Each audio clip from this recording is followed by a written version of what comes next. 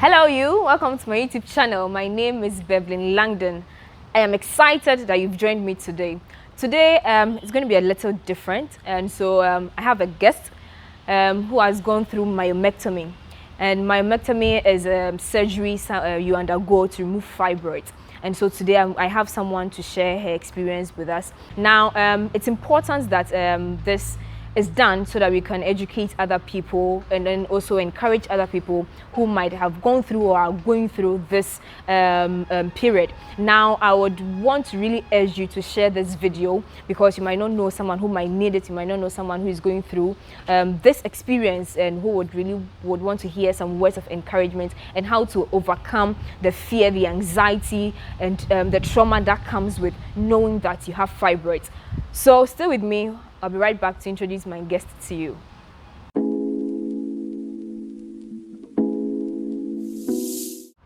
As promised, I have my guest here with me. Her name is Cecilia Adams. She went through myomectomy, as I said, a surgery you go through to remove your fibroids. And so she's going to share her story with us. Cecilia, you're welcome to my YouTube channel. Thank you. My audience are excited to have you here. Now, tell us, at what point did you realize that you have fibroids in your system? Okay, so I think it was around, I felt it anyway, but from the beginning I thought probably it's the late eating that my tummy is becoming big. And then I felt something, I think it was around 2019. Yes, I felt something, it was getting late to 2019, entering 2020. So that's when I felt it, but I didn't really want to think that, okay, probably it's something else. So I was thinking, like, how was the feeling? Like, is it like your tummy, it makes your tummy big, or how was it really like? Yes, it was making my tummy big, and then I could touch something there. I could feel something there. So I didn't really pay attention to it. So basically, that was around 2019, getting to 2020. That's when I felt, okay, there's something in my tummy, but probably maybe the late eating. And then it was hard at some point. Then I thought, okay, it's not the late eating, it's something else. But I wasn't so sure if it was fibroid or not. All right. Yeah. So what made you take the step to, go and test or go for a scan to really find out what was in your tummy? Okay, so I ignored it actually, and then 2020, I totally just ignored the fact that, okay, I'm feeling something in my tummy, and then I went for a program. So gradually my tummy was becoming big. Yes, and I'm someone who really pay attention to my tummy. So flat tummy vibe. So I went for a program, and then someone actually described me to someone as the lady who is pregnant.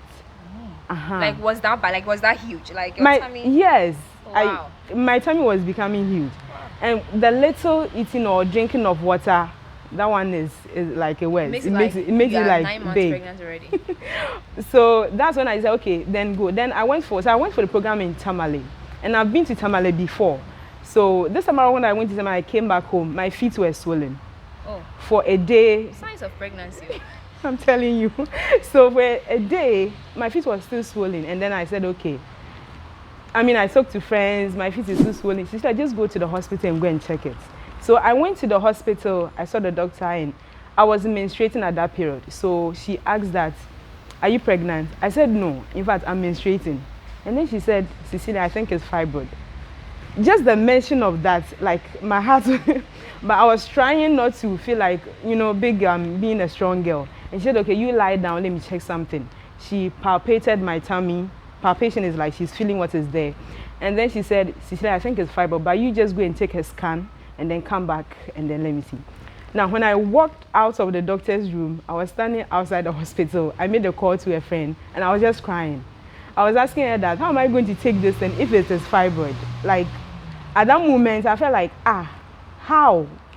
Okay, let me just go and take the scan. So I was crying till I got to the scan room. Immediately, the guy I did ultrasound. So when he was checking, he was looking at my face. I just turned.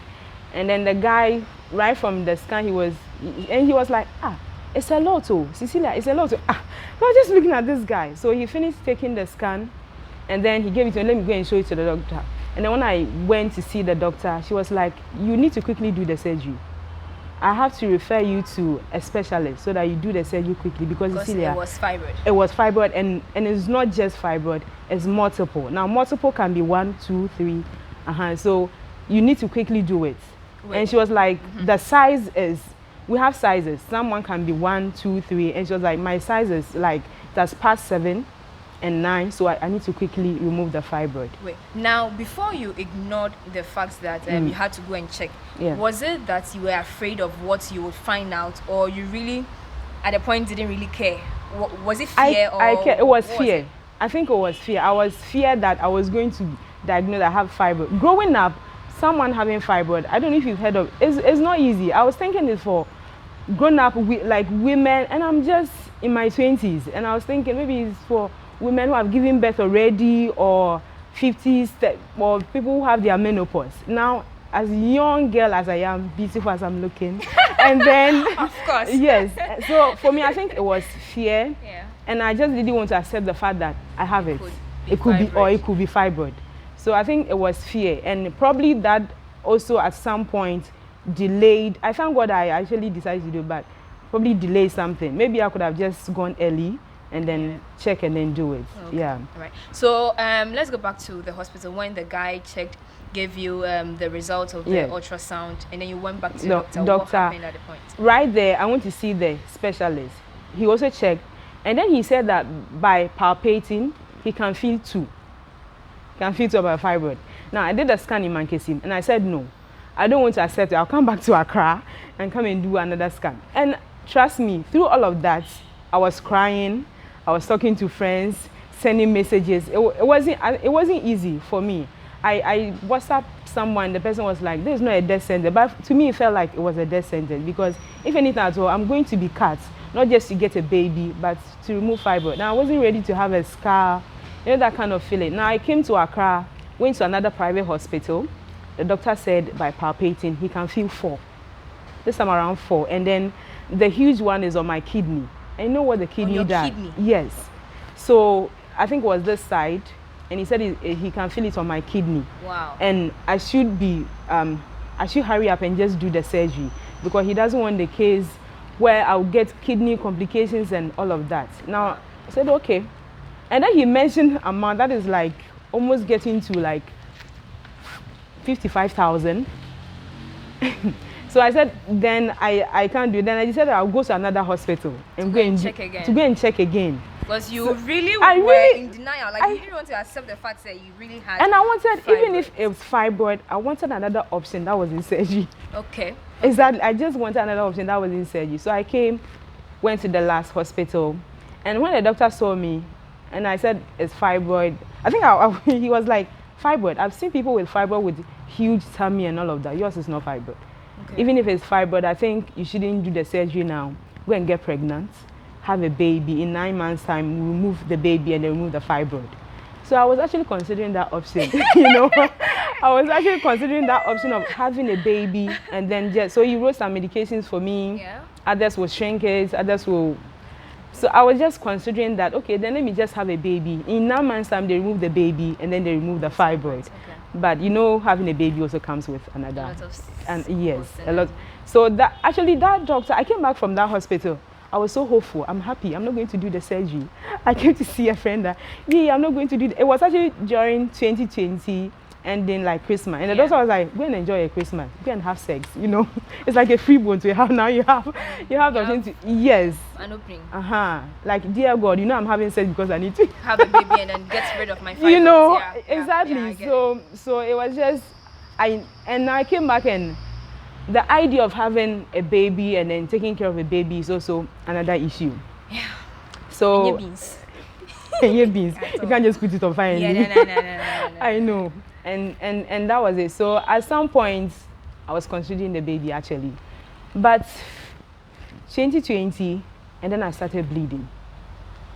Wow. Like when it started, I thought, okay, probably it's my menses. Yeah, so let me just, 1 week, I'm still bleeding. 2 weeks, I'm still bleeding. Like just bleeding. And it's not like the normal bleeding, like heavy flow, comes with clot and all of that. And then 4 weeks, and it doesn't come like just bleeding, it comes with severe pain. Now I go to work and I sometimes have to take injections before I can be free and work. So I was just bleeding like that. That's when, you know, it's not like friends haven't spoken to me. Cecilia, go and do it. Go and do the surgery. Your friends are, but it's not easy. Surgery is not like you're just going to lie down or you go to a restaurant, you order pizza, you eat and you walk away, you know. So it has to do so much with your psychological mindset, your emotions and all that. Financially.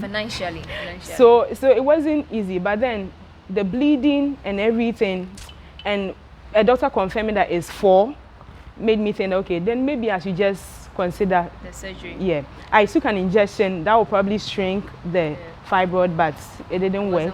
It wasn't working. And then I decided that I'll do the surgery. And I don't know. And I don't know. May. So now you decided to do the surgery. Yeah. Getting ready for the surgery. What was your preparations like? You had people you had to I had for me, I think I had a huge support. Yeah. You know, estate owners. Oh. I had a very huge support, and even right from, I remember I had a fight with Dora. She sent a message. Dora is a friend? Yes. Go and do the surgery. And at some point, I felt like, why is she not understanding me? I said, I don't want to do the surgery. Why is she not like, and she's a nurse. She understands how people who have just small sizes, what they go through. So for me, having a size that is like 9 point something, and then yours is, the doctor is saying yours is 4, and you are bleeding, you are still saying that you don't want to do the surgery. Cecilia, who are you? You know, so at some point I felt like, but why can't you also put yourself in my shoes and understand that I don't want to do the surgery? But I think she cared so much, and she was fearful of my life. So, well, friends, yes. Financially, I had a huge support. Emotionally, I had a huge support. And psychologically, you know, even on the surgery, but I felt like my friends were there doing the surgery for me. So I think that was what motivated me enough to have the surgery. I had the support from friends, from workplace, from family, and yes. So basically, I had a huge support. That's what I can say. Yeah. All right. So let's go to when you decided to have the surgery. Have the surgery. Where did you have it, and then how was it processed for you? Okay, so I had a surgery at Mankesim. Now, this is a hospital. I'm doing my national service. I'm doing my rotation. So I did the surgery on a Thursday. So on Wednesday, I was asked to see the surgeon. We'll talk about how the whole process is going to be. But before you go on, when did you do the surgery? I did it on 28 January 2021. Yes, this year. So you had the first from 2019, you kept 2020, then 2021. Weird, you know. Then 2021, yeah. Before I had the surgery. Right. So it was scary. And I prayed to God. Trust me, I prayed. At some point, I prayed that God will even let the fibroid. When I started bleeding, I was thinking, okay, God is letting the fibroid melt away. Okay. That was, yes. And at some point, I was okay. Let me just do it. So on a Wednesday, I was supposed to go and sleep at the hospital on Wednesday. Now I have something called nail per all. That's when they keep you out of food, water, so that you just be ready for the surgery the next day. You don't eat before your surgery? You don't eat. Boy. So like on Wednesday, 6 p.m. So the next day, Thursday, you don't eat. Okay. Then they will have the surgery. Wow. Yes. So I'm someone that I love playing games. If you know Candy Crush, I love playing Candy Crush. But then on this very day, yeah. Oh God, on Wednesday, like game no crime biemba. I was just thinking, I was not in the mood to play the game anymore. So I went to the hospital with my sister, and then they prepared me the bed I'll sleep on. And because the staff knows me, they're trying to be, you know, the psychological parts, play their parts, and then so I tried my best. They prepared my bed, set everything, gave me some infusion. I was lying on the bed. And then around 9 p.m., you know, the call came in from my girls. My girls called. We prayed. They were praying with me. I was crying that day that where did I get this huge love from? Where did I get this huge support from? I have friends praying with me, supporting me financially, you know, supporting me. And then staff were getting my medication and all of that. So yes, I had a very huge support. And then so I think I finished eating around 6 p.m. and I was really urging for food, but I mean that's the process. I couldn't have it. So fast forward on Thursday when I was supposed to have, my name was first on the list. I was 3 people going for the surgery, and my name was first on the list.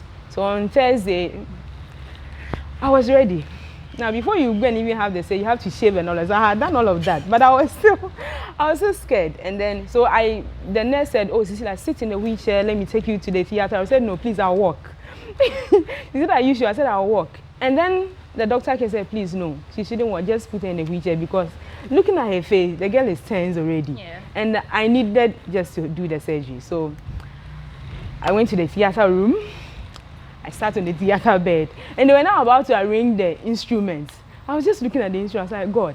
And trust me, right when I sat on the theater bed, I don't know where the tears came from. I was just crying. I like uncontrollably, I was just crying. It's not like I was doing ma, but I was just tearing. And the doctor was like, "Oh, nurse is funny. You know, that kind of funny comments." And then my anesthetist came and she was like, "Oh, Cecilia, you'll be fine. Don't worry. We'll just finish soon.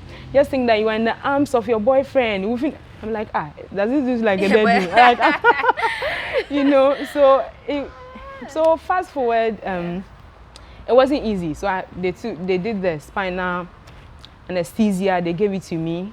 And then I think for me, the scary part also is not feeling my legs. Okay. So if right from your navel to your legs, I couldn't feel it. And the doctor, "Oh, it's fine, you will be okay, don't worry." And then they gave me Petidin. That was supposed to make me sleep. I didn't sleep. The moment the room is quiet, and then the doctor will be saying, "Please talk to her," because it looks like from the monitor, my BP is shooting. It's like I'm anxious. They can just see it from there. Yeah. And then they just start talking. Yeah. So we talked throughout the process and everything. I asked for a video. I asked them to take a video of me. The doctor said, "No, we can't, but we can take pictures for you." On that bed, when you ask for anything, they will do it for you. Even if you ask them to play Shatawale song, they will do it for you. So, yes, we finished the surgery. She took pictures. And then right from the surgery, they didn't wait any moment. They brought me to the ward. And that was when, even at the surgery, I told them I'm feeling dizzy. But they kept saying, "Oh, it's the medication, so you'll be fine." I'm feeling dizzy, "Oh, the medication." Now we came to the ward, and I was still feeling dizzy. So I was trying to hold my bed and all of that. And then the nurse asked, "Why, what is it?" I said, "I'm feeling dizzy." So she checked my BP, and she couldn't hear it. But in nursing, when you check it's like you are going. You understand, you're going. Like you are dying. You are dying. So, and she checked, she said she couldn't hear, she called her in charge. Now the in charge came to check, she was like, "My BP is very low." Like you are dying. I'm dying, very, very low. And at that point, I was feeling really dizzy. I couldn't I can see people talking, I can hear people talking and all of that, but I was just feeling dizzy. Now so they have to give another line and then give some infusions and all of that. And I heard her saying, "Please call the surgeon. It looks like Cecilia is going." That's what I heard. Wow. And my sister wasn't even at that point. Wow. Because when I came, she said she was going to the house, bring me some stuff, and I said, "Okay." So when I woke up, they had, I was like, maybe because I was a staff, but I had about 4 doctors standing there asking me a lot of questions, and my in charge was like, "She doesn't want that. This is a small surgery. I shouldn't come and give her any report to write," you know. So for me, I think it was grace. Yeah, so when I woke up, my surgeon came, and she was like, "How are you?" I said, "I'm fine." And she said, "Is this the fibroid that you said we were going to take medication to shrink it?" And I said, "What happened?" And she said she removed 18. What? 18 of the fibroid. And 18? Like 1, 2, 3, 4, 5, 18. 18. And I was just lying there, I'm like, "Wow." How? She said, yes. She removed, some were big, some were small, but then you count all of them as one. One. And then she removed 18. I was like, "Really?" She said, "Yes, Cecilia." And then she was coming to ask a lot of questions. When did they start? I hadn't told her it started like 2019. When did they start? Why did I keep all of it? Like, how? Yeah. And that's when I came to understand that, like, and it was like 2 weeks my birthday. Like, this is like the huge birthday surprise from God, the gifts of life, having the gifts of life, and then having to go through all of that with that huge support financially and the love. Oh my God, estate owners, thank you so much. So having that huge support and from friends, that's when I realized that, yes, in Panam, there was something like that. And that is very true. You meet some people in your life. You meet some people in your life and like you feel like this is it. My life is complete with these people. And for me, that's what I had. I had that huge support. Yeah. Wow. Now, with people really not wanting to talk about it, I'm sure when they started, you wouldn't really want to even hear about it and all that. Yes. What do you have to say to such people, like going through something, coming out? At some point, you have to share. At some point, find those that, you know, these people are going to be there for you any moment, anytime, and then share it. So for me, yes, I had to talk about it. I have to share it with friends, and that helped me a lot. Because if you are bleeding and then all of a sudden you tell your friends that I'm bleeding, why are you bleeding? Are you not going to start from the beginning? So this happened. So the whole process, I talked to friends about it, and then my friends were helpful. I think they were more helpful than my family members. Yes, yes, and for that, I'm really grateful. So at some point, talk about your problems. You can't be talking to everyone about it, but there are some people in your life that you feel like, for these people, I'm safe talking to them about my problems. So yes, you have to share. You need to share. You need to share. You need to open up. To seek the help that you need. Seek the help and make use of the help. Ask for help. Ask for help. It doesn't make you less of a human, or it doesn't, I don't know, reduce your qualification or anything. So just ask for help. You need to ask for it. Beverly, please, I'm going to the hospital. Come with me, you know. So ask for the help. Please ask for it. It's very, very necessary. It's very, very important. You feel, for example, on that Wednesday when my girls called and were praying, I felt at ease and I felt love. I wasn't crying because I was going to do surgery or anything. But I was crying because, so me, Cecilia, I have people too. And it's just because I asked for it and I shared with them. Wow. Yeah. Wow. Wow, this is like really, really huge. Really, really huge. Have some feelings in your tummy, ignore it for a year. Now, and can I share some few signs? Sure. So there are some few signs of fibroid. For some people, you know your menstrual cycle, you know that you menstruate for 6 days. Now this time around, you menstruate and it's like a week. That is the sign. So if it keeps happening like that, it's probably the signs of fibroid, yes. Or you experience you experience pains during sex. Yes, that was also signs of. Now, fibroid is not supposed to be harmful, but it becomes harmful when the amounts mean the number of fibroids. So for me, I couldn't have a baby because of them. I couldn't have a baby at that time because the fibroid had taken hold of my uterus. Wow. Where would the baby lie? Yeah. Exactly. So you're supposed to just take it. So the amount is like the number of fibroid you have. And then where the position is, it can be outside the uterus, it can be inside the uterus. Yes, so the position, the number, and then the size. Now, when I was going to do the surgery, mine was about 10, which is huge. Oh. Some people just have 1 and they bleed. So for me, I think I was lucky. Just to get to 9 before I started bleeding. So you need to, and checkup is really necessary. For some people, they don't remember the last time they went for checkup. You know, it's very necessary. And then you eat well. So you eat well, you exercise, do a little bit of walking. It can't be always AC to your office, you know. So do a lot of checkup, walk a little, take a little stroll. It helps. Wow. This is I really do not know how to describe it. Like going through such a moment that could, you know, turn everything in your life. It could be upside down, or you could, you know, get on track, be grateful for life and for family, for support whoever came in and all that.